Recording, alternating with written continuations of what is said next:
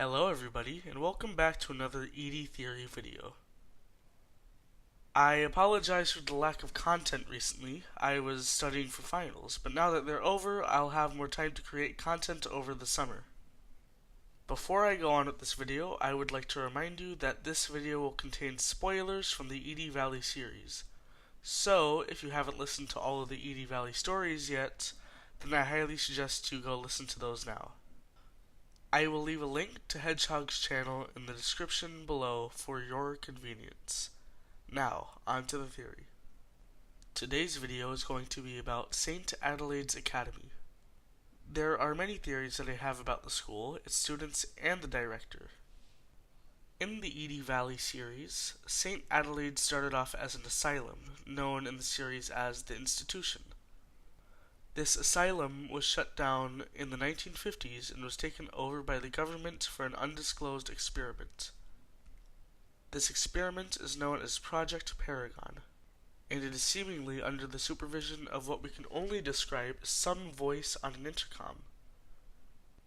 The purpose of this experiment was to create the perfect human, but in the end most of the test subjects were killed.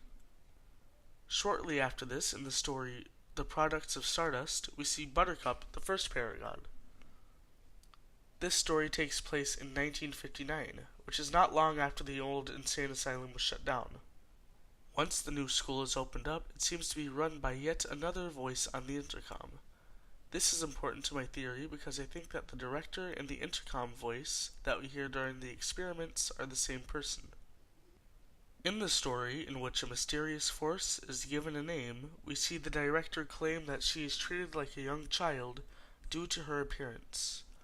We also see that when questioned about the success of the Paragon Project, she claims to be living proof that the Paragon Project has been successful. This all points to the conclusion that the director is also a Paragon, given the fact that Buttercup doesn't seem to age either.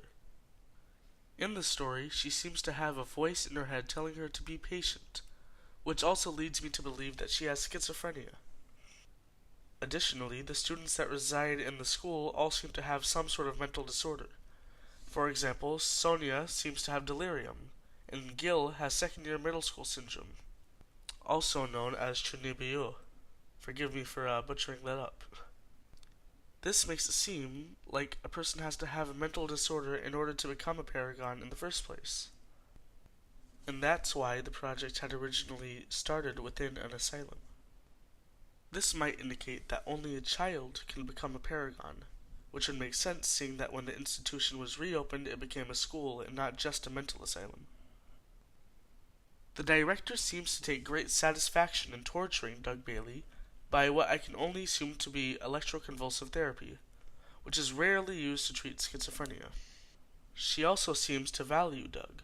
So, this all being said, my conclusion is that Doug Bailey is the next most likely candidate to be a Paragon, due to the fact that he supposedly has the same mental illness that the director seems to have.